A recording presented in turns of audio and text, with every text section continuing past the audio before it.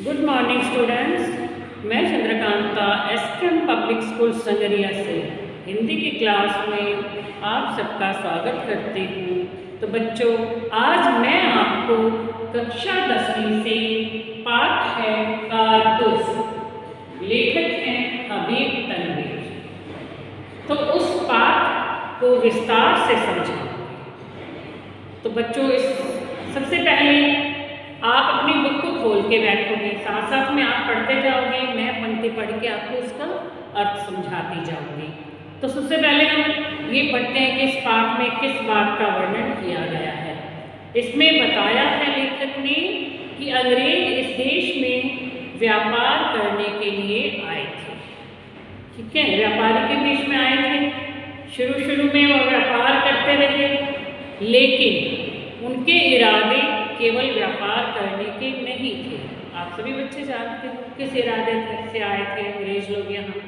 वो भारत को अपना गुलाम बनाना चाहते थे, अपने कब्जे में करना चाहते थे, इसलिए वो यहाँ पे आए थे। धीरे धीरे उनकी ईस्ट इंडिया कंपनी ने रियासतों पर कब्जा जमाना शुरू कर दिया। पहले तो व्यापार करने के उद्देश्य से अंग्रेजों ने यहाँ पर आकर ईस्ट इंडिया कंपनी की स्थापना की, लेकिन धीरे धीरे उस कंपनी के माध्यम से उन्होंने कब्जा जमाना शुरू कर दिया।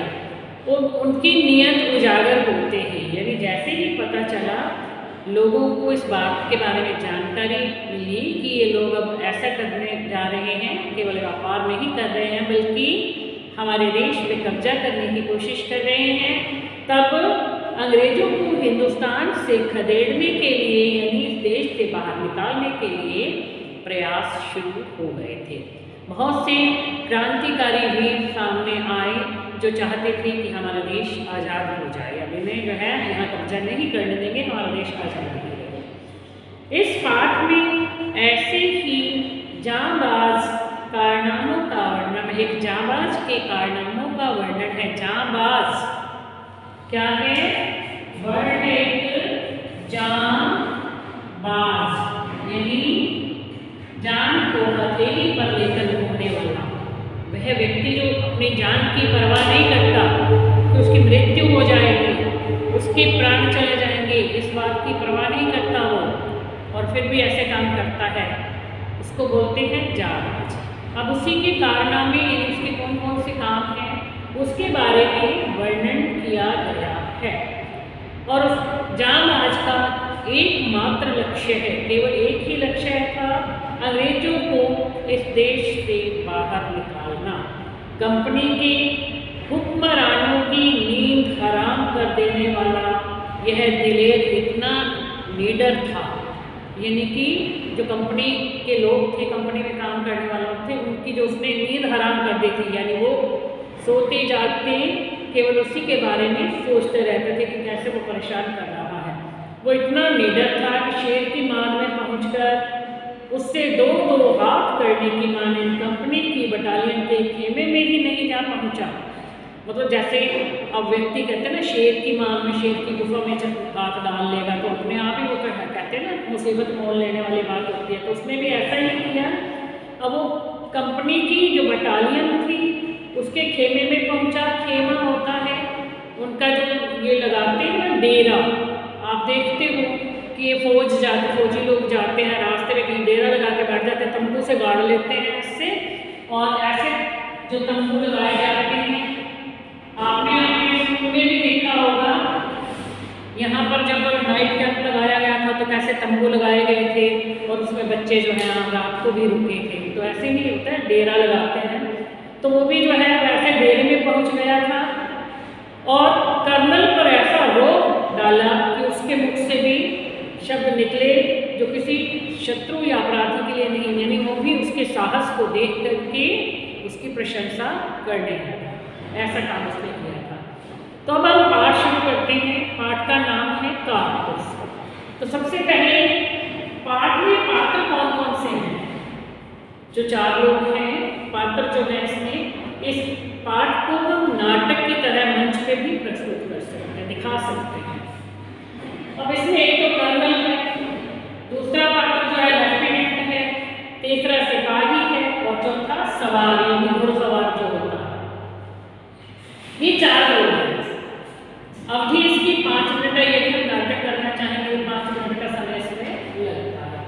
जमाना यानी किस समय की बात है?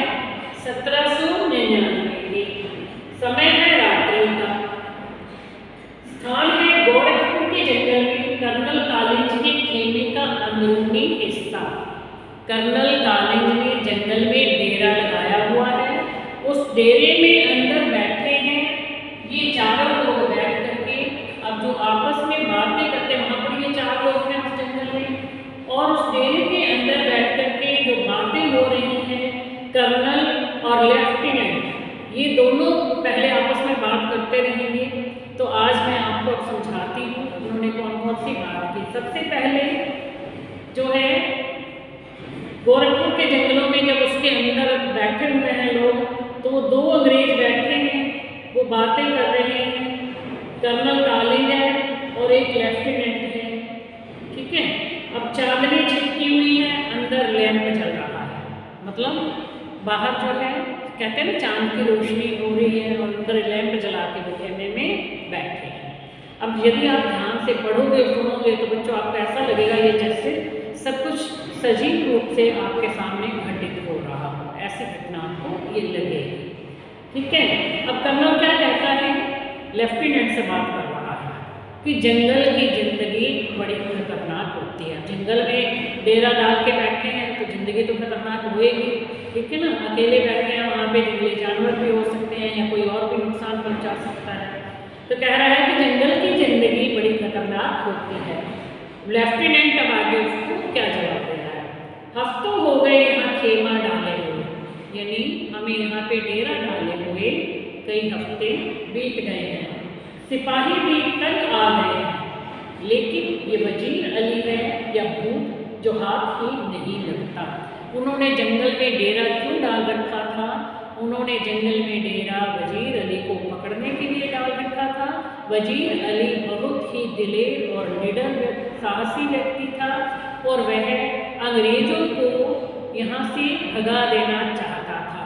इसलिए जो है उसको पकड़ने के लिए, यदि ये ना पकड़ा गया तो पता नहीं क्या कर देगा, उसे पकड़ने के लिए ही अंग्रेजों ने जंगल में डेरा डाला था।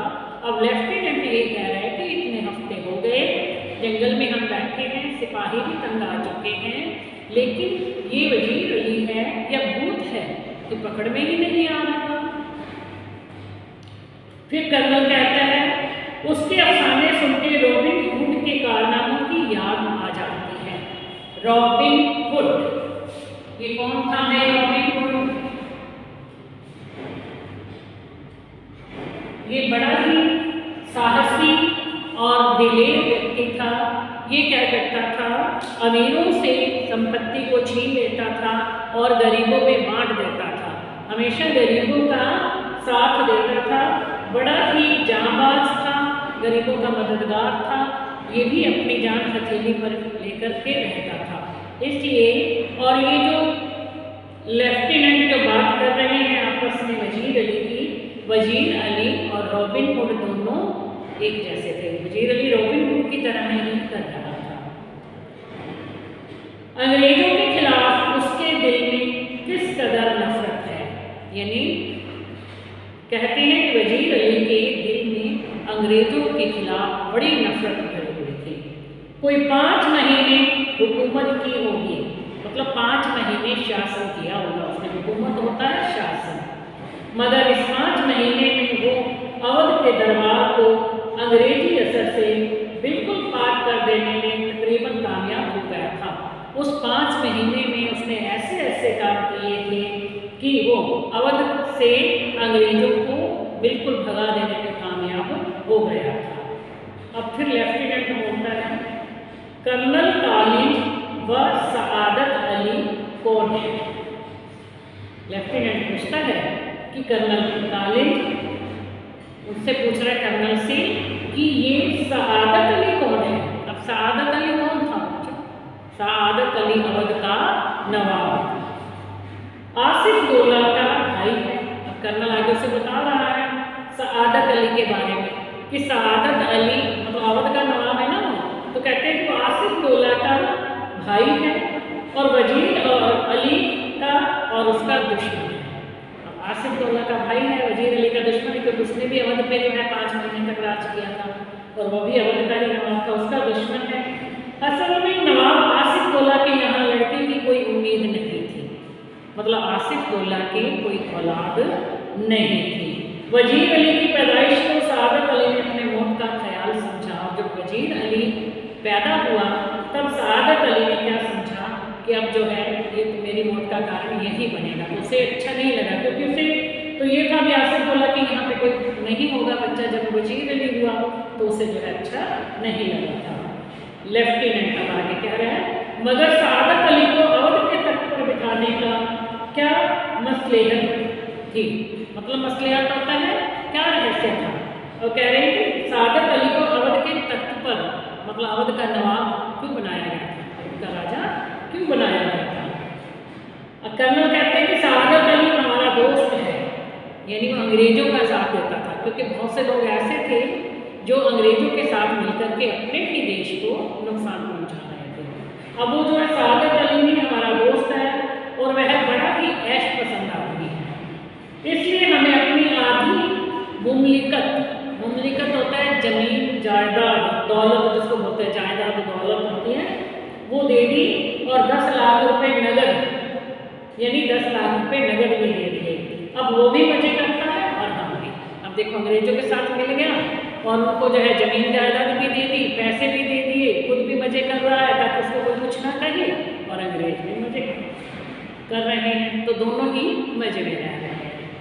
अब आता है लेफ्टिनेंट, आगे क्या कहता है, सुना है ये वजीर अली अफगानिस्तान के बादशाह शाही जना को हिंदुस्तान पर हमला करने की दावत दे रहा है। दावत दे रहा है मतलब आमंत्रण दे रहा है, उसे कह रहा है कि वो भी हिंदुस्तान पर हमला करे।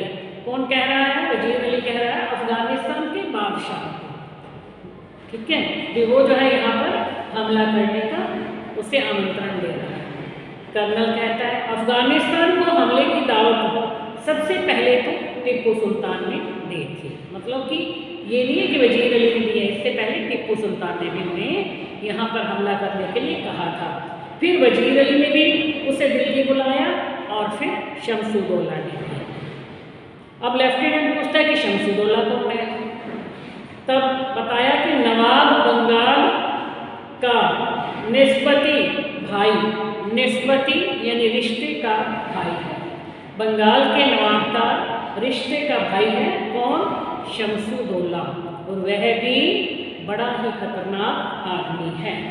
अब लेफ्टिनेंट, इसका मतलब यह हुआ कि कंपनी के खिलाफ सारे हिंदुस्तान में एक लहर सी दौड़ गई है, यानी ईस्ट इंडिया कंपनी जो भारत में व्यापार करने के उद्देश्य से लगाई गई थी, अब वो कह रहे हैं कि इसका मतलब ये हुआ कि पूरे हिंदुस्तान में ही उसके कंपनी के खिलाफ एक लहर सी दौड़ गई है, यानी पूरा हिंदुस्तान कंपनी के खिलाफ हो गया है। कर्नल, जी हाँ, और अगर ये काम कामयाब हो गई तो बक्सर और प्लासी के कारनामे भरे रह जाएंगे और कंपनी जो कुछ लॉर्ड क्लाइव के हाथों हासिल कर चुकी है, लॉर्ड वेंजली के हाथों सब खो बैठेगी। मतलब लॉर्ड क्लाइव ने कंपनी को यहाँ पर स्थापित किया था, चलाया था, और उसके कंपनी के द्वारा ही इस देश पर कब्जा करना चाहते थे, लेकिन अब लॉर्ड वेंजली के समय में ये होगा कि ये सब कुछ खत्म हो जाएगा। लेफ्टिनेंट कहता है वजीर अली की आज़ादी बहुत खतरनाक है, हमें किसी न किसी तरह इस शख्स को गिरफ्तार कर ही लेना चाहिए। मतलब वजीर अली यदि आज़ाद घूमता रहा तो हमें बहुत नुकसान पहुंचाएगा, इसलिए किसी भी तरह से उसे हमें गिरफ्तार करना ही होगा। कर्नल कहता है पूरी एक फौज लिए उसका पीछा कर रहा हूँ और बरसों से वो हमारी आंखों में धूल झोंक रहा है और इन्हीं जंगलों में फिर रहा है, हाथ नहीं आता। उसके साथ चंद जाबाज है, मुट्ठी भर आदमी, मगर ये थम। अब वो क्या कह रहा है? कर्नल कहता है कि मैं तो पूरी फौज लेकर के इन जंगलों में भटक रहा हूँ, उसका पीछा कर रहा हूँ, और वो है कि हमारी पकड़ में ही नहीं आ रहा, हमारी ही आंखों में धूल झोंक करके वो भाग जाता है। उसके बाद उसके पास क्या है? कुछ भी नहीं है। मतलब वो एक कितना जांबाज व्यक्ति है, अपनी जान को हथेली पर लिए घूम रहा है, डर भी नहीं रहा है। उसके पास मुट्ठी भर आदमी है, थोड़े से तो वो आदमी है, लेकिन फिर भी कितना जोश है उसमें। अब लेफ्टिनेंट कहता है, सुना है वजीर अली जाति तौर से ही बहुत बहादुर आदमी है। कर्नल बहादुर ना होता तो यूं कंपनी के वकील को कत्ल कर देता। मतलब इतना बहादुर था कि कंपनी के वकील के घर जाकर के ही उसका कत्ल कराया था। ये वजीर अली इतना निडर था, इतना बहादुर और साहसी था कि कंपनी के वकील के घर में गया और उसका कत्ल कर आया। अब ये कत्ल का क्यों किया था, कत्ल का क्या कारण था, ये लेफ्टिनेंट पूछता है। तो कर्नल अब क्या बता रहा है, पता क्यों किया था? कहता है कि उसको उसके पद से हटाने के बाद हमने वजीर अली को बनारस पहुंचा दिया था और 3 लाख रुपया सालाना वजीफ़ा मुकर्रर कर दिया था। 3 लाख रुपए साल के उसको वजीफे के रूप में दिया गया था। कुछ महीने बाद गवर्नर जनरल ने उसे कलकत्ता तलब किया, मतलब कलकत्ता में याद किया, उसे कलकत्ता आने के लिए कहा गया। वजीर अली कंपनी के वकील के पास गया कि उसे कलकत्ता में क्यों बुलाया गया है, ये पूछने के लिए वो गया था कंपनी के वकील के पास कि उसे कलकत्ता में क्यों बुलाया गया है। वकील ने उसकी शिकायत की कोई परवाह नहीं की, बल्कि उसे ही बुरा भला सुना दिया। अब वजीर अली के तो दिल में यूं भी अंग्रेज़ों के खिलाफ नफरत कूट कूट कर भरी थी।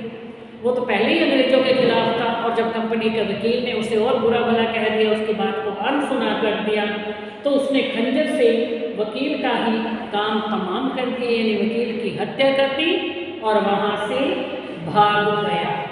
ठीक है, अब इतना बच्चों आज हमने ये पाठ पढ़ लिया है। इसके बाद वाला जो है इसका आगे का भाग वो मैं आपको नेक्स्ट वीडियो में समझाऊंगी। Thank you.